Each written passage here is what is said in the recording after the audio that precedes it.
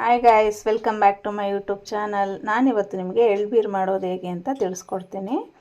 ಇನ್ನು ಯಾರೆಲ್ಲ ನನ್ನ ಚಾನಲ್ನ ಸಬ್ಸ್ಕ್ರೈಬ್ ಮಾಡಿಲ್ಲ ಪ್ಲೀಸ್ ಸಬ್ಸ್ಕ್ರೈಬ್ ಮಾಡ್ಕೊಳ್ಳಿ. ಹಾಗೆ ಪಕ್ಕದಲ್ಲಿ ಕಾಣೋ ಬೆಲ್ ಐಕನ್ನ ಪ್ರೆಸ್ ಮಾಡಿ, ಎಲ್ಲ ನೋಟಿಫಿಕೇಷನ್ ನಿಮಗೆ ಬರುತ್ತೆ. ಬನ್ನಿ ಇವತ್ತು ಎಳ್ಬೀರು ಮಾಡೋದು ಹೇಗೆ ಅಂತ ಈ ವಿಡಿಯೋದಲ್ಲಿ ನಾನು ತಿಳಿಸ್ಕೊಡ್ತಾ ಇದ್ದೀನಿ. ಬನ್ನಿ ವಿಡಿಯೋ ಸ್ಟಾರ್ಟ್ ಮಾಡೋಣ. ಎಳ್ಬೀರು ಮಾಡೋಕ್ಕೆ ಬೇಕಾಗಿರೋ ಐಟಮ್ಸ್ ಬಂದ್ಬಿಟ್ಟು ಶೇಂಗಾ ಬೀಜ, ಕಡಲೆಪಪ್ಪು, ಎಳ್ಳು, ಬೆಲ್ಲ ಮತ್ತು ಒಣಗಿರೋ ಕೊಬ್ಬರಿ. ಇಷ್ಟಿದ್ರೆ ಸಾಕು, ಆರಾಮಾಗಿ ನೀವು ಎಳ್ಬೀರು ಮಾಡ್ಕೋದು ಮನೆಯಲ್ಲಿ. ಫಸ್ಟು ಬಾಣಲಿಗೆ ಶೇಂಗಾ ಬೀಜ ಹಾಕ್ಕೊಂಡು ಈ ಥರ ಹುರ್ಕೋಬೇಕು. ಜಾಸ್ತಿ ಶೇಂಗಾ ಬೀಜ ಹಾಕ್ಕೊಂಡ್ರೆ ಒಂದೇ ಸಲ ಹುರಿಯೋಕ್ಕೆ ಚೆನ್ನಾಗಲ್ಲ, ಸೀದೋಗ್ಬಿಡುತ್ತೆ ಶೇಂಗಾ ಬೀಜ ಎಲ್ಲ. ಹಾಗಾಗಿ ಸ್ವಲ್ಪನೇ ಹಾಕ್ಕೋಬೇಕು. ನಾವು ಕೂಡ ಅಷ್ಟೇ, ಜಾಸ್ತಿ ಎಳ್ಬೀರು ಮಾಡ್ತಿರೋದ್ರಿಂದ ಶೇಂಗಾ ಬೀಜನ ಸ್ವಲ್ಪನೇ ಹಾಕ್ಕೊಂಡು ನೀಟಾಗಿ ಹುರ್ಕೋಬೇಕು. ಅದನ್ನು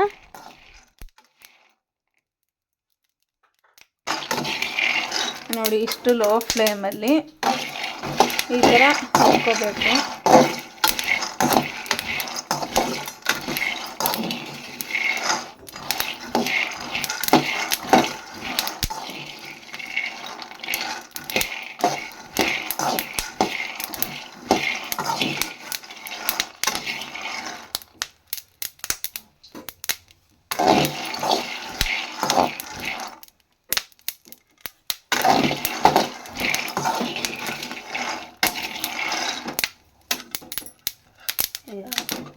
ನೋಡಿ, ಲೋ ಫ್ಲೇಮಲ್ಲಿ ಈ ಥರ ಹುರ್ಕೋಬೇಕು ನೀಟಾಗಿ.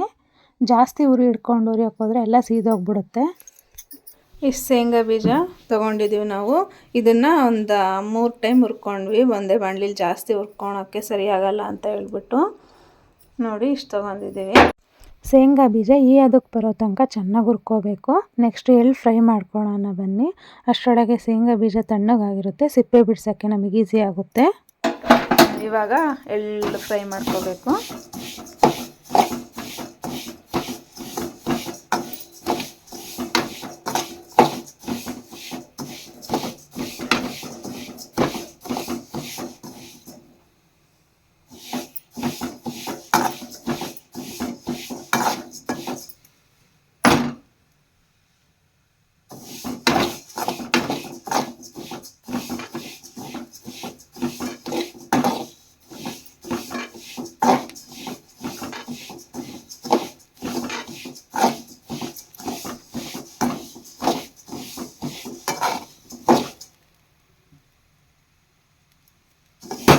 ಈ ಥರ ಲೋ ಫ್ಲೇಮಲ್ಲಿ ಎಳ್ಳನ್ನ ಚೆನ್ನಾಗಿ ಹುರ್ಕೋಬೇಕು.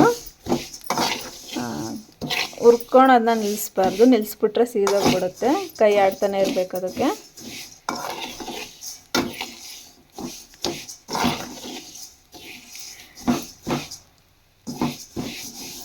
ನೋಡಿ, ಆಲ್ಮೋಸ್ಟ್ ಸ್ವಲ್ಪ ಬ್ರೌನಿಷ್ ಆಗಿದೆ ಒಂದೊಂದು ಕಾಳುಗಳು.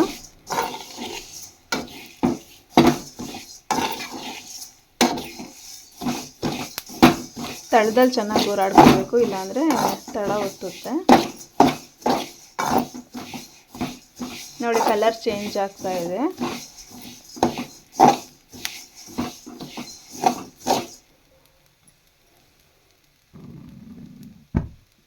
ಲೋ ಫ್ಲೇಮಲ್ಲಿ ಹುರ್ಕೋಬೇಕು ಚೆನ್ನಾಗಿ.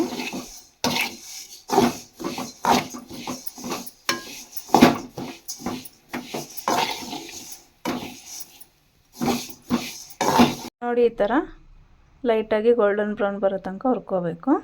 ನೋಡಿ, ನಾವು ಎಳ್ಳು ಹುರ್ಕೊಳೋದ್ರೊಳಗೆ ಶೇಂಗಾ ಬೀಜ ತಣ್ಣಗಾಗಿದೆ. ಎಷ್ಟು ಚೆನ್ನಾಗಿ ಸಿಪ್ಪೆ ಬಿಡ್ತಿದೆ ಅಂತ ಹೇಳಿ. ತಣ್ಣಗಾದ್ರಷ್ಟೇ ಶೇಂಗಾ ಬೀಜ ನೀಟಾಗಿ ಸಿಪ್ಪೆ ಬಿಡುತ್ತೆ, ಇಲ್ಲಾಂದರೆ ಬಿಡೋಲ್ಲ ಅದು.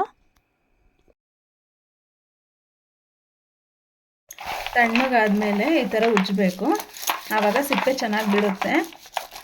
ನೋಡಿ, ಸಿಪ್ಪೆ ಆಲ್ಮೋಸ್ಟ್ ಬಿಟ್ಟಿದೆ, ನಾನು ಸ್ವಲ್ಪ ಇದೆ. ಈ ಥರ ಫುಲ್ಲು ಸಿಪ್ಪೆ ಹೋಗೋ ಥರ ಚೆನ್ನಾಗಿ ಉಜ್ಕೋಬೇಕು. ಆದರೂ ಒಂದೊಂದಿರುತ್ತೆ, ನೀವು ನೀಟಾಗಿ ಉಜ್ಕೋಬೇಕು. ಸಿಪ್ಪೆ ಉಜ್ಕೊಂಡಾದ್ಮೇಲೆ ಈ ಥರ ನೀಟಾಗಿ ಕೇರ್ಕೋಬೇಕು ಸಿಪ್ಪೆ ಹೋಗೋಕ್ಕೆ.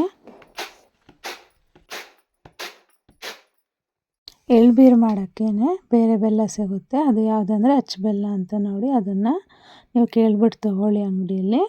ಹಾಗೆ ಬೆಲ್ಲನ ಈ ಥರ ಪೀಸ್ ಮಾಡ್ಕೋಬೇಕು ಚಿಕ್ಕ ಚಿಕ್ಕದಾಗಿ. ನಿಮಗೆ ಬೇಕಾದರೆ ದೊಡ್ಡದಾಗಿ ಕೂಡ ಮಾಡ್ಕೋಬೋದು. ನಾನು ಚಿಕ್ಕದಾಗಿ ಸಾಕು ಅಂತ ಇಷ್ಟು ಮಾಡ್ಕೊಂಡಿದ್ದೀನಿ. ಯಾಕೆ ಅಂದರೆ ತಿನ್ನಬೇಕಾದ್ರೆ ಸ್ವಲ್ಪ ಚಿಕ್ಕದಾಗಿದ್ದರೆ ಸಾಕು. ನೀವು ಬೇಕಾದರೆ ದೊಡ್ಡದಾಗಿ ಮಾಡ್ಕೋಬೋದು. ನಿಮಗೆ ಯಾವ ಥರ ಇಷ್ಟನೋ ಆ ಥರ ಮಾಡ್ಕೋಬೋದು. ನಿಮಗೆ ಸ್ವೀಟ್ ಇನ್ನೂ ಜಾಸ್ತಿ ಬೇಕು ಅಂತ ಅಂದರೆ ನೀವು ಇನ್ನು ಸ್ವಲ್ಪ ಬೆಲ್ಲ ಆ್ಯಡ್ ಮಾಡ್ಕೋಬೋದು. ನೀವು ಮಾಡ್ತಿರೋ ಎಳ್ಬೀರಿಗೆ ತಕ್ಕನಾಗಿ. ನಮಗೆ ಇಷ್ಟು ಸಾಕು, ಅದಕ್ಕೆ ನಾವು ಇಷ್ಟು ಮಾತ್ರ ಆ್ಯಡ್ ಮಾಡ್ಕೊತೀವಿ. ಹಾಗೆ ಕೊಬ್ಬರಿ ಮತ್ತು ಬೆಲ್ಲನ ಚಿಕ್ಕ ಚಿಕ್ಕದಾಗಿ ಪೀಸ್ ಮಾಡಿಬಿಟ್ಟು ಬಿಸಿಲಲ್ಲಿ ಒಣಗಿಸ್ಬೇಕು. ಟೇಸ್ಟ್ ಚೆನ್ನಾಗಿರುತ್ತೆ. ಕೊಬ್ಬರಿನ ಒಂದು 3 ತೊಗೊಂಡಿದ್ವಿ ನೋಡಿ. ಇಷ್ಟು ಚಿಕ್ಕ ಚಿಕ್ಕದಾಗಿ ತುಂಬ ಸಣ್ಣದಾಗಿ ಹೆಚ್ಕೋಬೇಕು. ಕೆಲವರು ಸಿಪ್ಪೆ ತುರ್ಕೊತಾರೆ, ನಾವು ಹಂಗೆ ಹಾಕಿದ್ದೀವಿ. ನೀವು ಯಾವ ಥರ ಇಷ್ಟನೋ ಆ ಥರ ಹಾಕೋದು. ನೋಡಿ ಇಷ್ಟು ಚಿಕ್ಕ ಚಿಕ್ಕದಾಗಿ ಹೆಚ್ಕೋಬೇಕು.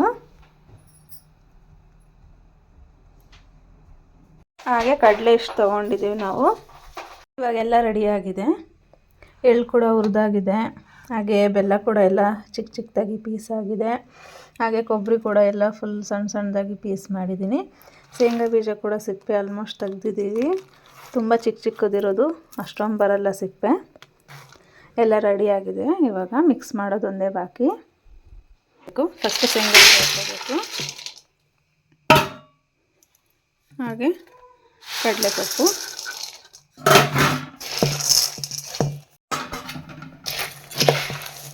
ಈ ಥರ ಮಿಕ್ಸ್ ಮಾಡ್ಕೋಬೇಕು ಅವೆರಡನ್ನು. ಅದಾದಮೇಲೆ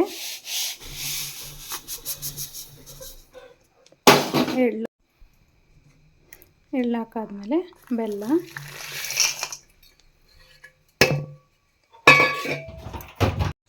ಹಾಗೆ ಲಾಸ್ಟಲ್ಲಿ ಕೊಬ್ಬರಿ ಆ್ಯಡ್ ಮಾಡ್ಕೋಬೇಕು.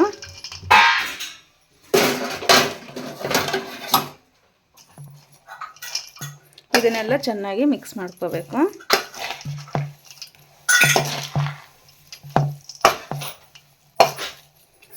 ನೀವು ಬೇಕಾದರೆ ಜೀರಿಗೆ ಕಾಳು ಕೂಡ ಸಿಗ್ತವೆ, ಆ್ಯಡ್ ಮಾಡ್ಕೋಬೋದು. ನಮಗೆ ಅಷ್ಟೊಂದು ಇಷ್ಟ ಆಗಲ್ಲ, ಸೊ ಹಾಗಾಗಿ ನಾವು ಆ್ಯಡ್ ಮಾಡ್ಕೊಳಲ್ಲ. ಸೊ ಇಷ್ಟೇ ಎಳ್ಬೀರು ಮಾಡೋದು. ಸೊ ಎಳ್ಬೀರು ರೆಡಿಯಾಗಿದೆ. ಈಸಿಯಾಗಿ ಎಳ್ಬೀರು ಮಾಡ್ಕೋಬೋದು ನೀವು ಮನೆಯಲ್ಲಿ. ನೀವು ಮನೇಲಿ ಟ್ರೈ ಮಾಡಿ ಇದನ್ನು ತುಂಬ ದಿನ ಸ್ಟೋರ್ ಮಾಡಿಬಿಟ್ಟು ತಿನ್ಬೋದು. ಟೇಸ್ಟ್ ತುಂಬ ಚೆನ್ನಾಗಿರುತ್ತೆ.